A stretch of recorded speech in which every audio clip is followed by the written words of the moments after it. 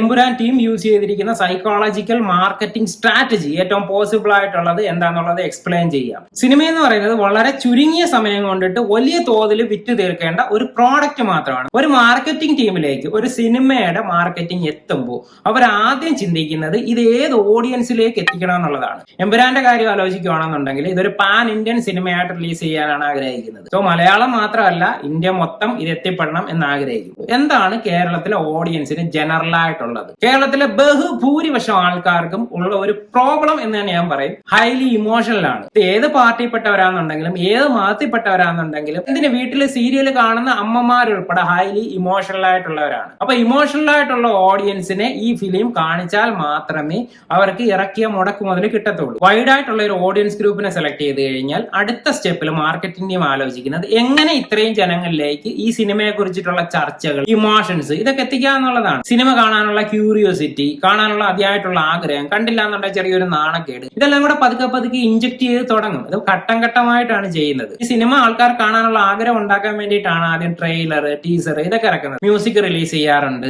പല പൊതു സ്ഥലങ്ങളിലും പോയി ചർച്ച ചെയ്യാറുണ്ട്, ഓൺലൈൻ മീഡിയാസിന് ഇന്റർവ്യൂസ് കൊടുക്കാറുണ്ട്. ഇതെല്ലാം നടക്കും. ഇതിനെല്ലാം പുറമെ പെട്ടെന്ന് ജനങ്ങളിലേക്ക് കത്തിപ്പടർന്നെത്താൻ വേണ്ടിയിട്ടുള്ള ഒരു മാർക്കറ്റിംഗ് സ്ട്രാറ്റജിയാണ് എന്തെങ്കിലും ഒരു വിവാദം ഉണ്ടാക്കുക എന്നുള്ളത്. ഒരു പൊളിറ്റിക്കൽ പാർട്ടിയുമായിട്ട് ബന്ധപ്പെടുത്തിയ ഒരു വിവാദം ഉണ്ടാക്കാം, ഏതെങ്കിലും മതവുമായിട്ട് ബന്ധപ്പെടുത്തി ഉണ്ടാക്കാം. അങ്ങനെ വിവാദം ഉണ്ടാക്കുമ്പോൾ ഒരു പ്രത്യേകത എന്ന് പറയുന്നത് ആൾക്കാര് രണ്ട് ഗ്രൂപ്പായിട്ട് സ്പ്ലിറ്റ് ചെയ്യും. ഇവര് തമ്മിൽ പതുക്കെ ഫൈറ്റ് ഒക്കെ തുടങ്ങും. ഇതിനുള്ള ആദ്യത്തെ ഒരു തീയൊക്കെ ഇട്ട് കൊടുക്കുന്നത് ഈ മാർക്കറ്റിംഗ് ടീം തന്നെ ആയിരിക്കും. ജനങ്ങള് അവരറിയാതെ ഈ ഒരു മാർക്കറ്റിംഗിന്റെ പാർട്ടാകുവാണ്. ഇപ്പൊ ഈ സിനിമയിലാണെന്നുണ്ടെങ്കിൽ പൊളിറ്റിക്കൽ ആയിട്ടുള്ള വിവാദം ഇട്ടിട്ടുണ്ട്, അതേപോലെ തന്നെ റിലീജിയസ് ആയിട്ടുള്ളത് ഇട്ടിട്ടുണ്ട്. വിവാദങ്ങൾ സ്റ്റാർട്ട് ചെയ്യാൻ വേണ്ടിയിട്ടുള്ള സീനുകൾ സിനിമയിൽ നേരത്തെ തന്നെ ആഡ് ചെയ്യപ്പെട്ടിട്ടുണ്ടായിരിക്കും. പക്ഷെ ഒരു കാര്യം ശ്രദ്ധിക്കുക, ഈ ഒരു പ്രൊഡക്ഷൻ ടീമിനും മാർക്കറ്റിംഗ് ടീമിനും ഒരു പ്ലാൻ ബി ഉണ്ടായിരിക്കും. സിനിമയുടെ റിലീസ് ഒക്കെ കഴിഞ്ഞ് വേറൊരു ഘട്ടത്തിൽ കോടതി വിധി കാരണമോ പ്രതിഷേധങ്ങൾ കാരണമോ ഒക്കെ ഈ സീനുകളൊക്കെ മാറ്റേണ്ടി വന്നാലോ, ചേഞ്ച് ചെയ്യേണ്ടി വന്നാലോ, പേര് മാറ്റേണ്ടിയൊക്കെ വന്നാലോ എന്ത് ചെയ്യണം എന്ന് നേരത്തെ അവർ തീരുമാനിച്ചുറപ്പിച്ച് ആ ഷൂട്ടിങ്ങിന്റെ സ്റ്റേജിൽ തന്നെ ഇതെല്ലാം കഴിഞ്ഞിട്ടാണ് ഈ വിവാദങ്ങളിലേക്ക് ഇതിനെ കൊണ്ടുവരുന്നതെന്ന് പറയുന്നത്. എന്നാൽ മാത്രമല്ല 2-3 ദിവസത്തിനകത്ത് എഡിറ്റ് ചെയ്ത് പുതിയ രീതിയിൽ സിനിമ അപ്ലോഡ് ചെയ്യാനായിട്ട് പറ്റത്തുള്ളൂ. അല്ലാന്നുണ്ടെങ്കിൽ കണക്ട് ആവത്തില്ലല്ലോ, സ്റ്റോറി ലൈനിൽ കണക്ട് ആവത്തതുമില്ല,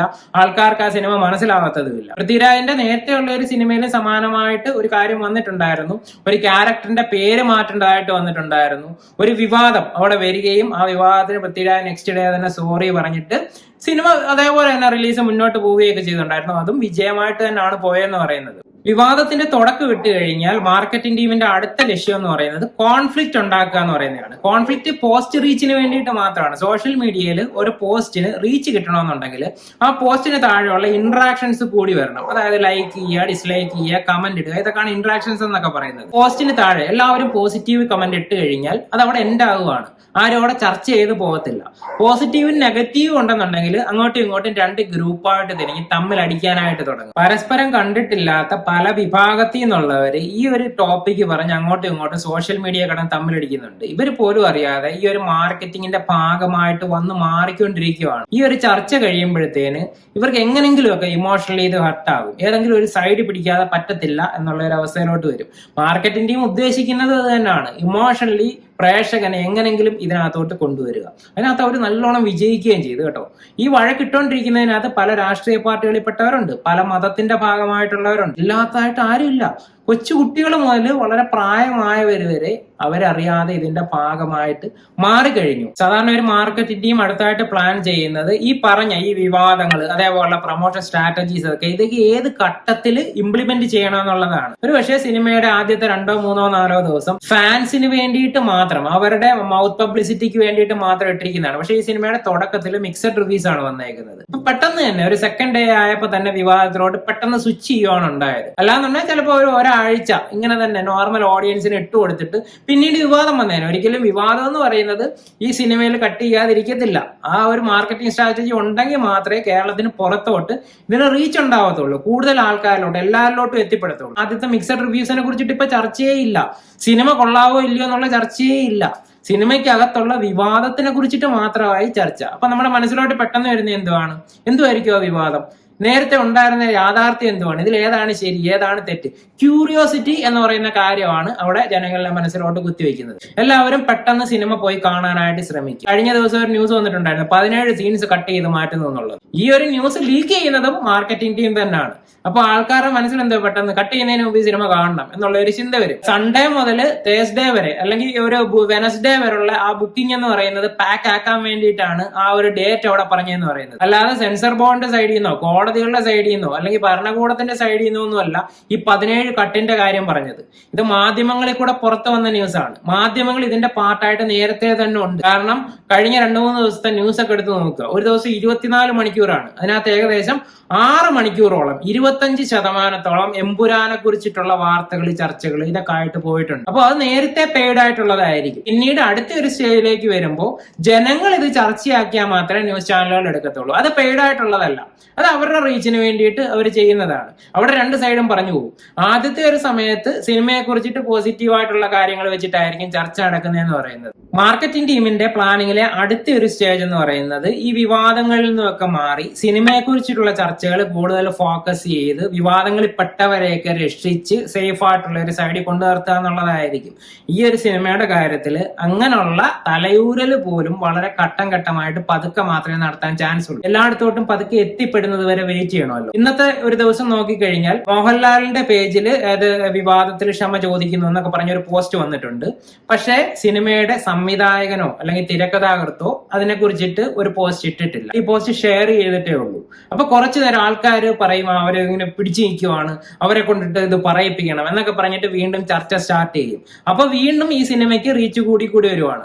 കുറെ കഴിയുമ്പോഴത്തേന് സംവിധായകൻ ക്ഷമ ചോദിക്കും, കുറെ കഴിയുമ്പോഴത്തേന് ആരാണ് തിരക്കഥാകൃത്ത് ക്ഷമ ചോദിക്കും. അങ്ങനെ ഘട്ടം ഘട്ടമായിട്ട് വന്ന് ഇത് പതുക്കെ എൻഡ് ചെയ്യും. ചിലപ്പോ ക്ഷമ ചോദിക്കാതെയും എൻഡ് ചെയ്യാം. അത് അവരുടെ സ്വന്തമായിട്ടുള്ള തീരുമാനമാണ്. മാർക്കറ്റിംഗ് ടീം അതിനു മുമ്പ് തന്നെ അവരുടെ അടുത്ത് ചോദിച്ചിട്ട് എന്ത് ചെയ്യണം, ഇതെങ്ങനെ അവസാനിപ്പിക്കണം എന്നൊക്കെ ചോദിച്ചു വെച്ചിട്ടുണ്ടായിരിക്കും. സിനിമയുടെ റീച്ച് ഏകദേശം മാക്സിമത്തിൽ എത്തി എന്ന് തോന്നുന്ന സമയത്തെ ആ ഒരു രീതിയിലോട്ടൊക്കെ പോകാനായിട്ട് ചാൻസ് ഉള്ളൂ. ഒരു സാധാരണക്കാരൻ സിനിമ കാണാൻ പോകുമ്പോൾ എന്റർടൈൻമെന്റ് ആയിട്ട് മാത്രം കാണുക, വേറെ ഒരു ഉദ്ദേശവും നിങ്ങളുടെ മനസ്സിൽ വേണ്ട. ഒന്നും അതിനകത്ത് നിങ്ങൾക്ക് പഠിക്കാനും ഉണ്ടായിരിക്കത്തില്ല.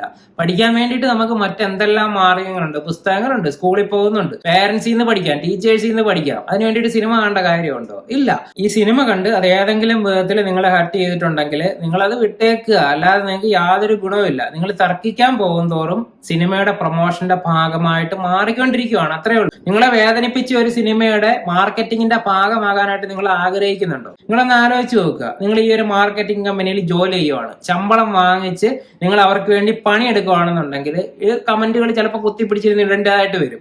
നിങ്ങൾ ഒരു ശമ്പളവും വാങ്ങിക്കാതെ നിങ്ങളുടെ സമയം മെനക്കെടുത്തി നിങ്ങളുടെ സ്വന്തം മനസ്സിനെ ഹർട്ട് ചെയ്തുകൊണ്ടാണ് കമന്റ് ഇടുന്നത്. അപ്പൊ തന്നെ ആരെങ്കിലും എതിരെ വന്ന് കമന്റ് ഇടും, നിങ്ങൾ വീണ്ടും കമന്റ് ഇടും. നിങ്ങളുടെ സമയം അവിടെ വേസ്റ്റ് ആകുന്നു. ഒരിക്കലും തമ്മിൽ കണ്ടിട്ട് പോലും ഇല്ലാത്ത ആൾക്കാരായിരിക്കും ഏതെങ്കിലും ഒരു റീസണിന്റെ പേരിൽ ഇങ്ങനെ തർക്കിച്ചുകൊണ്ടിരിക്കുന്നത്. ഈ തർക്കം കൊണ്ടിട്ട് നിങ്ങളിൽ ഒരു മാറ്റം ഉണ്ടാക്കാൻ അവർക്കോ അവരിൽ ഒരു മാറ്റം ഉണ്ടാക്കാൻ നിങ്ങൾക്കോ പറ്റത്തില്ല. ലാസ്റ്റ് പുതിയ എന്തെങ്കിലും ഒരു വാർത്ത വരുമ്പോൾ നിങ്ങൾ നിങ്ങളുടെ വഴിക്കും പോവും, അവർ അവരുടെ വഴിക്കും പോവും. ബെനിഫിറ്റ് ആർക്ക് മാത്രമാണ്? സിനിമ നിർമ്മിച്ചവർക്കും സിനിമയുടെ മാർക്കറ്റിങ്ങിന്റെ ഭാഗമായവർക്കും. നിങ്ങൾക്ക് ദോഷം മാത്രം. ദോഷം എന്ന് വെച്ച് കഴിഞ്ഞാൽ നിങ്ങളുടെ സമയവും പോയി, നിങ്ങളുടെ കുറച്ച് നേരത്തെ സന്തോഷവും പോയി. അപ്പൊ വിട്ടേക്കുക. സിനിമയെ സിനിമയായിട്ട് കണ്ടിട്ട് എൻഡ് ചെയ്യുക.